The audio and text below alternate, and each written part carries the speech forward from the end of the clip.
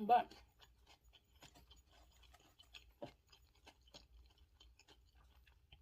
I remember thinking, I think differently. Like, I just don't think like everybody else. I always felt that way. But now that I'm older, I feel it now that I'm older. But I didn't understand it as a child. Because I would raise my hand to answer a question, but somebody else would get called on. Of course, we're all answering the same question. When I tell you my answer was never the same as anybody else's, never. I was like, I wasn't going there with that. But okay. But always, technically, my answer was right. It just wasn't the answer they were looking for. And I was like, oh, okay, you want a generic answer.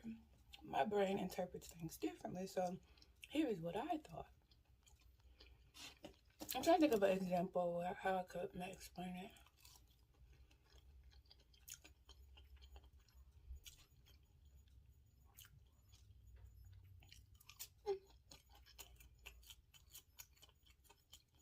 These are decent fries.